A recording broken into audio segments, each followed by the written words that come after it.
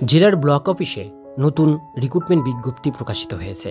বিজ্ঞপ্তি অনুসারে আপনারা কি কি পোস্টে আবেদন করতে পারবেন, আবেদন করবার জন্য কি কি এলিজিবিলিটি ক্রাইটেরিয়া লাগবে, কিভাবে আবেদন করবেন, এই সমস্ত বিষয় নিয়ে আজকে ভিডিওটির মধ্যে আলোচনা করব। ভিডিওটিকে স্কিপ না করে প্রথম থেকে শেষ পর্যন্ত মনোযোগ সহকারে দেখতে থাকুন। চ্যানেলে প্রথমবার হলে সাবস্ক্রাইব করে পাশের বেল আইকনটিকে বাজিয়ে রাখুন এরকমই গুরুত্বপূর্ণ হেল্পফুল আপডেটগুলো সবার প্রথমে দেখবার জন্য। তো চলুন ভিডিওটিকে শুরু করা যাক।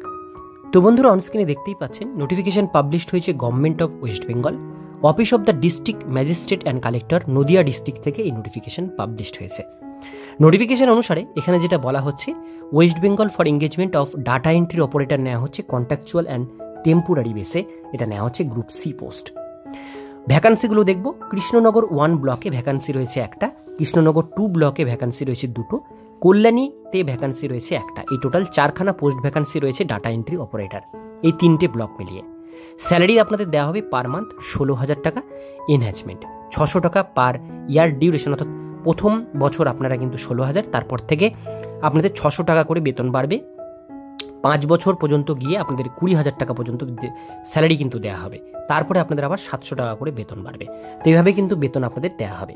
এলিজিবিলিটি কন্ডিশনের মধ্যে প্রথমে এডুকেশন কোয়ালিফিকেশন দেখব। আপনাদের গ্র্যাজুয়েশন থাকতে হবে যে কোনো ব্রাঞ্চে হোক, যে কোনো সাবজেক্টের উপর। এর সঙ্গে ও লেভেল সার্টিফিকেট ইন কম্পিউটার অ্যাপ্লিকেশনে ও লেভেল সার্টিফিকেট থাকতে হবে, তবে আবেদন করতে পারবেন। এজ লিমিট ম্যাক্সিমাম 40 বছরের মধ্যে হতে হবে 1/1/2024 তারিখ অনুসারে, এবং আপনাদের ওয়েস্ট বেঙ্গলের বাসিন্দা হতে হবে। পশ্চিমবঙ্গের বাসিন্দা হলে যে কোনো জেলা থেকে আপনারা এই পোস্টটির জন্য আবেদন জানাতে পারেন। আবেদন করবার জন্য এখানে অফিসিয়াল ওয়েবসাইটের লিঙ্ক দেওয়া রয়েছে, সেই লিঙ্কে ক্লিক করে অনলাইনের মাধ্যমে আবেদন করতে হবে। লিঙ্ক আমি ডিসক্রিপশন বক্সে দিয়ে দেবো। এবার বলা হয়েছে এক্সামিনেশন উইল বি হেল্ড, 3টা ফেসে আপনাদের রিক্রুটমেন্ট হবে। প্রথমে এমসিকিউ টাইপ রিটেন টেস্ট হবে 70 মার্কসের, কম্পিউটার টেস্ট হবে 20 মার্কসের, ইন্টারভিউ হবে 10 মার্কসের। এবার এখানে আপনাদের যে সিলেবাস সেটা দেওয়া রয়েছে, জেনারেল ইংলিশে 10 মার্কস, নিউমেরিক অ্যাবিলিটিতে 20 মার্কস, জেনারেল নলেজ এবং কারেন্ট অ্যাফেয়ার্সে 20 মার্কস, কম্পিউটার নলেজে থাকবে 20 মার্কস। এই হচ্ছে আপনাদের সিলেবাস।